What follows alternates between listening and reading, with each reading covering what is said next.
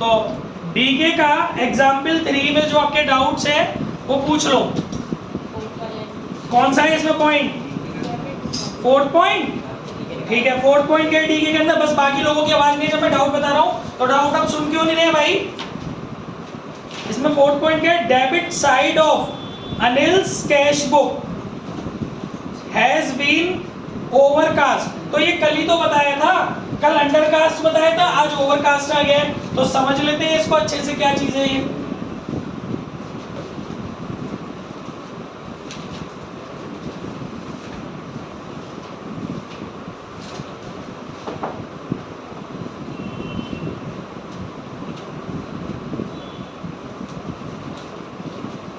देखो गाइस, सबसे पहले तो आप, मैंने कल बताया था कि डेबिट साइड और क्रेडिट साइड का मतलब समझिए। सही बन रही वीडियो? डेबिट साइड और क्रेडिट साइड का मतलब समझिए। तो उसमें बोल रहा है debit side of cash book. बहुत क्लियर मेंशन हो रहा है?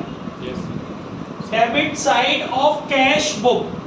तो कैश बुक की डेबिट साइड जो होती है वो रिसीप्ट साइड होती है। तो जब भी debit side of cash book की बात होगी तो उसको आप ऐसे सोचिए जैसे चेक रिसीव हुआ और आप उसको बैंक में डिपॉजिट करने जा रहे हैं। तो जब आपको चेक रिसीव होता है और आप उसको बैंक में डिपॉजिट करने जाते हैं तो आप कैश बुक में क्या करते हैं? 4th पॉइंट की डेलीवरी बना रहा हूँ ये मैं। कैश बुक में आप लोग करते हैं प्लस। 4th पॉइंट है ना ये, ठीक है। आप इसको कैश बुक में करते हैं बच्चों प्लस, ठीक है। और फिर आप क्या करते हैं? बुक पलट, साइन सेम क्रॉस, ये नॉर्मली करते हैं आप, है ना।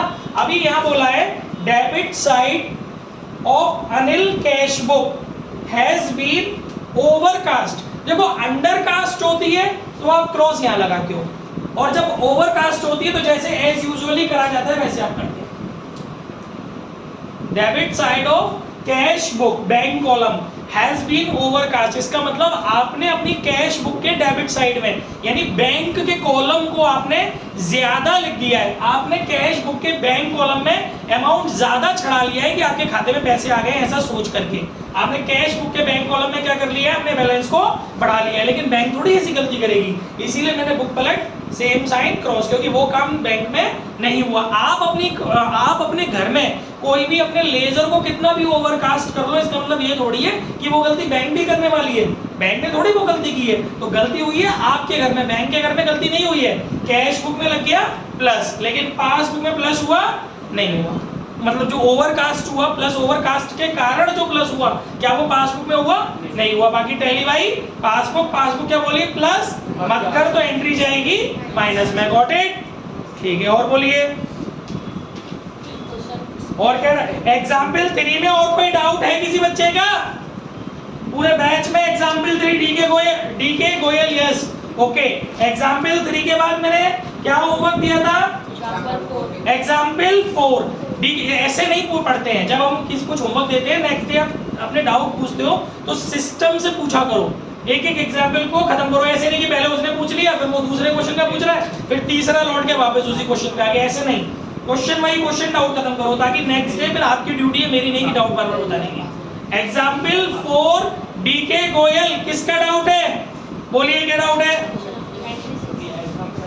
हम जितना भी डीके गोयल बोल रहे हैं लेटेस्ट बुक के अकॉर्डिंग बोल रहे हैं।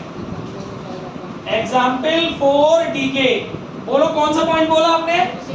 ठीक है, example 4 DK Goyal 6th point क्या है पढ़ लेते हैं। 6th पॉइंट कौन सा होता है इसमें? A B C D E F है, कौन सा 6th पॉइंट है? बोलो, जो लिखा उसमें वही बोलो। जी वाला है? जी वाला कौन सा? पेमेंट साइड वाला, ठीक है। Payment side of cash book has been undercast. Guys अभी आपके दिमाग में ये पिक्चर बैठ क्यों नहीं रही है? ओवरकास्ट वाली और अंडरकास्ट वाली। देखो जी पॉइंट है, वो ये बोल रहा है payment side of cash book. तो भैया पेमेंट साइड का मतलब होता है कि चेक इश्यूड वाला कॉन्सेप्ट। कितनी बार मैं बताऊं? रिसिप्ट साइड का मतलब होता है चेक डिपॉजिट वाला कॉन्सेप्ट। और अगर अंडरकास्ट है तो कैश बुक के आगे क्रॉस लग जाएगा, ओवरकास्ट है तो पासबुक के आगे क्रॉस लग जाएगा। दैट इज अब यहाँ पे बोल रहा है पेमेंट साइड। पेमेंट साइड का मतलब हो गया चेक इश्यूड वाला कॉन्सेप्ट। और जब आप चेक इश्यू करते हो तो कैश बुक में क्या लिखते हो? माइनस लिखते हो। समझ में आ रहा है ना? चेक इश्यू किया तो पासबुक के आगे क्या लिखोगे? कैश बुक के आगे क्या लिखोगे? माइनस लिखोगे। ओवरकास्ट है कि अंडरकास्ट है? अंडर कास्ट है तो मैंने बोला ना अंडर कास्ट में कैश बुक के आगे क्रॉस लग जाएगा, ओवर कास्ट हो रहा होता जैसे पीछे था तो पासबुक के आगे क्रॉस लग जाता। टैली भाई पासबुक एंट्री जाएगी माइनस में, चेक करो गई है कि नहीं गई है लेस में, बिल्कुल गई है लेस में। और बोलो शॉर्ट एंड सिंपल ट्रिक सिखाई है मैंने आपको। रिसीप्ट साइड और पेमेंट साइड की बिल्कुल सिंपल ट्रिक है कि रिसीप्ट साइड का मतलब वो वाला कॉन्सेप्ट दिमाग में लाना है जो चेक डिपॉजिटेड के टाइम पर आप टैली बनाते हो ना, उस लॉजिक से बनानी है। और पेमेंट साइड में कौन से लॉजिक से बनानी है बेटा? चेक इश्यूड वाले से। समझ में आ रहा है अर्षिता? क्या नाम है तुम्हारा? भूमिका। तो पेमेंट साइड वाले कॉन्सेप्ट में आपको चेक इश्यूड वाली टैली बनानी है। चेक इश्यूड में पहले कैश माइनस करते हैं, फिर देखना है ओवर कास्ट है कि अंडर कास्ट है।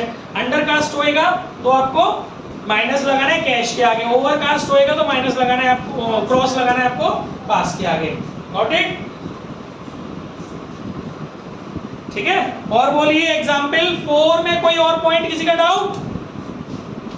एग्जाम्पल 4 में किसी बच्चे का कोई और डाउट? किसी का कोई डाउट नहीं है? ठीक है। इसके बाद एग्जाम्पल 5 की तरफ चलते, पॉज। ठीक है। Example 5 DK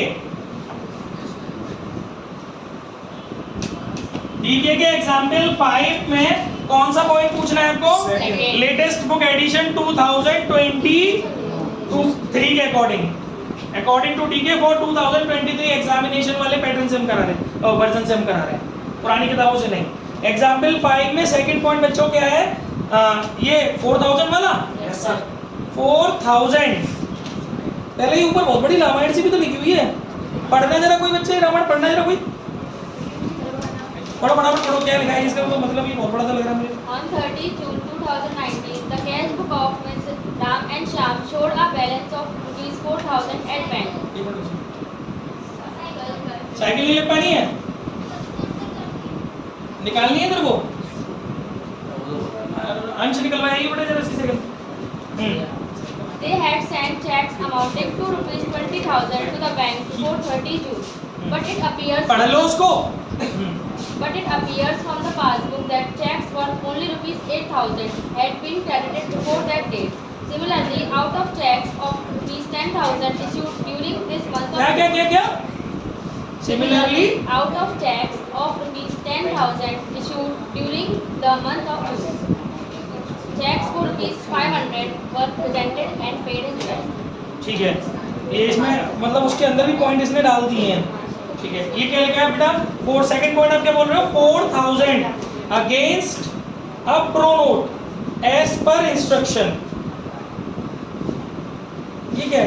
4000 against a pro note as per instruction, मतलब हमें पहले से एक नोट मिला है 4000 बोल रहे। ध्यान से सुनना मेरी बात। ये प्रो नोट का मतलब मालूम है क्या है? मतलब हमने जो हमारे एक्चुअली क्या होता है, जब भी एक बात ध्यान रखना, जब भी ये लिखा हुआ है कि एज पर इंस्ट्रक्शन, इसका मतलब है कि बिजनेसमैन ने सुनना नहीं है तो, और जे तो सुनना ही नहीं है, मैं दोबारा बताऊंगा नहीं, कोई डाउट किसी सूरत में नहीं बताऊंगा, जो डाउट आज बता दिया मैंने, मत सुनो। जो बच्चे करके नहीं ला रहे होमवर्क, उससे मुझे कोई मतलब नहीं। कल आप मुझसे पूछोगे ना ये वाले पॉइंट, तो सॉरी, उसी के लिए ये वीडियो बन रही है। आप आज होमवर्क मत करो, कल आप करके लाओगे, और आप कल सोचो कि बारात के बाद अगले दिन आओगे, मैं आपका सम्मान करूँगा घंटा। रोज का काम रोज करना है, नेक्स्ट डे डाउट बताऊंगा, आप काम नहीं करके लाओगे, this is not my fault. आप 4 दिन बाद अपने डाउट्स पूछोगे, मैं नहीं बता पाऊंगा, सॉरी, नेक्स्ट डे ही बताए जाएंगे। और आज जो बच्चे सुन नहीं रहे हैं तो वो ध्यान रखना कि कल अपना बैकअप खुद बना के आना कि मैं कल डाउट दोबारा नहीं बताऊंगा बोले। तो प्रो नोट का मतलब ये है, देखो इसमें क्लियरली बोला हुआ है कि जितने भी हमारे स्टैंडिंग इंस्ट्रक्शंस हैं, स्टैंडिंग इंस्ट्रक्शंस का मतलब होता है कि बिजनेसमैन ने बैंक में पहले ही बोल दिया है कि जो भी चेक्स तुम्हारे सामने पेमेंट के लिए आए तो उनका पेमेंट कर देना।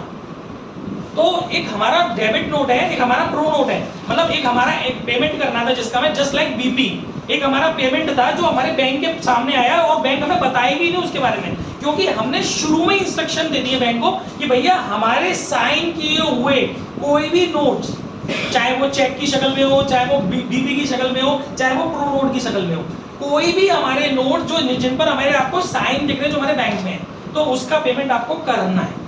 क्योंकि हम जब उसको दे रहे हैं आपकी बैंक का चेक, तो इसका मतलब हो जाता है कि हम ऑथराइज कर रहे हैं कि वो हमारे खाते में से जाके पैसे निकाल ले।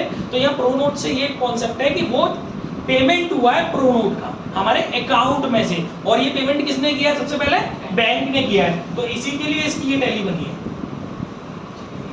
समझ रहे हो कि और स्टैंडिंग इंस्ट्रक्शंस प्रो नोट में हमेशा स्टैंडिंग इंस्ट्रक्शंस रहते हैं, क्योंकि प्रो नोट हमने पहले ही किसी को दे दिया था। मुझे आज इसको पेमेंट करना था तो मैंने इसको ये पेमेंट मान लो 15 दिन बाद करना था, मैंने इसको प्रो नोट इशू कर दिया था कि तू अभी ले जा, जहाँ डेट पे मेरे खाते में से पैसे निकाल लियो। मैंने बैंक को बोल दिया था कि जब भी कोई बंदा आए मेरा प्रो नोट लेकर के साइन किया हुआ तो आप उसको पेमेंट कर देना। तो इस वजह से अब वो बात मुझे नहीं पता चली उस ड्यू डेट पे, क्योंकि बैंक मुझे थोड़ी फोन करेंगे जब बैंक को एक बार इंस्ट्रक्शंस मिल चुके हैं। तो पहला काम किसने किया होगा? पासबुक ने। तो इसमें कौन सा पॉइंट है बेटा? ये सेकंड वाला, ठीक है। पहला काम होगा पासबुक। पासबुक ने क्या किया होगा? हमारे खाते में से माइनस किया होगा, बाकी कैश ने माइनस किया नहीं। और tally by cash, tally by passbook entry जाएगी माइनस। और बोलो क्या क्या डाउट है? फिफ्थ क्वेश्चन में और क्या डाउट है? और कोई डाउट? तुम्हारे हो गए भूमिका सारे? फिफ्थ क्वेश्चन में और किसी बच्चे का कोई डाउट? पूरे बैच में किसी का कोई डाउट नहीं है फिफ्थ क्वेश्चन में? ठीक है, बस। और भी कोई होमवर्क दिया था डीके से मैंने? सर एक एग्जांपल भी दिया था सर, प्रैक्टिकल दिया था। प्रैक्टिकल कौन सा? प्रैक्टिकल फर्स्ट में डीके का कोई डाउट तो नहीं है? पहले हो चुके हैं doubt clear? Okay, all the best. Pause कर लो 2 मिनट के लिए।